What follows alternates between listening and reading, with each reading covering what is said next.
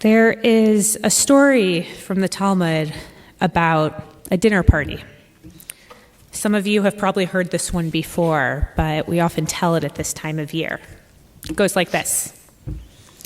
A wealthy man in Jerusalem planned a lavish feast, a party, and sent his servant to invite his friend Kamsa.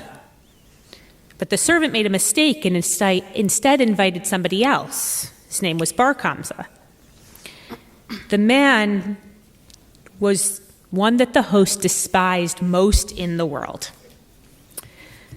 When Bar Kamsa arrived, the host was furious. And in front of all the prominent guests, including, this is important, including all of the rabbis, he demanded that Bar Kamsa leave. Humiliated, Bar Kamsa begged to stay. He said, "I'll pay for my meal." He said, "I'll pay for part of the party." He said, "I will pay for the entire celebration. Just don't shame me like this." But the host refused, and Bar Kamsa was thrown out. The rabbis who witnessed it all said nothing. Through the sense of humiliation that he felt, Bar Kamsa sought revenge. His anger set off a chain of events that led to Roman intervention, rebellion, and ultimately to the destruction of the Second Temple. The rabbis tell this story not as a history lesson by any means, but they tell this story as a warning. They call it sinat chinam, baseless hatred. It's the kind of everyday grudges and pettiness and silence in the face of cruelty that, if unchecked, can grow until it destroys more than we can ever have imagined. In this case, the temple in Jerusalem. Tomorrow night, we begin observing what we call Tisha B'Av, the 9th day of the month of Av, when we commemorate the destruction of the first and second temples in Jerusalem. The story I just shared from the Talmud is one that the rabbis say explains why the second temple was destroyed. It doesn't begin with Rome or soldiers or even war. The rabbis say it began with senseless hatred. Traditionally, Tisha B'Av is a day of fasting and worship and mourning, as the Book of Lamentations, as Eicha is read. It has long been a day where Jewish communities yearn for the rebuilding of the temple and a return to ancient sacrificial offerings. But today, as Reformed Jews, we have shaped different understandings of what this day might mean for us in modern times. For me, the heart of this day, the reason I return to it each year, is as an annual reminder of how we treat each other. This day where we mourn the loss of the temple is intended to remind us of the dangers and the severity of hatred and the toll it can take on a community. The ripple effects of the temple's destruction, we learn, played out for generations as the Jewish people endured exile and displacement and the challenge of rebuilding their communities and their identities far from Jerusalem. Hatred itself is an incredibly powerful thing. It radiates and spirals, and it takes on a life of its own. It can instill fear and anxiety and propel people towards acts of violence and destruction. But sinat chinam isn't just something that happened then. We are no strangers to the fact that it happens now. It happens in our neighborhoods, in our schools, even in our synagogues. And certainly, if hatred could destroy a temple, then it absolutely has the potential to fracture a community or even a nation. It's not just political division, it's social media trolling, it's implicit bias, it's holding grudges, it's broken relationships, it's staying silent when we witness bigotry out on the streets. But Tisha B'Av is not only about mourning what was lost, it's about asking what we can do differently now. It's an invitation not just to sit in mourning, but to transform that mourning into repair.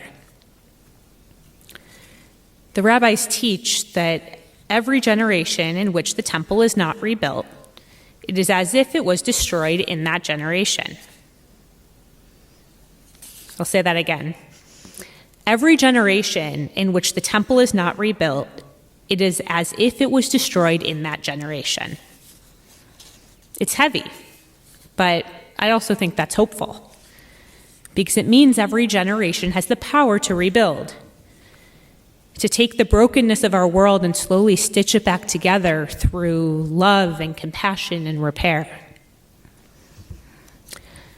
I learned once that Rav Kook, the first Ashkenazi chief rabbi of Israel, taught that if we were destroyed and the world with us due to sinat chinam, to baseless hatred, then we should rebuild ourselves and rebuild the world with us with baseless love, ahavat chinam.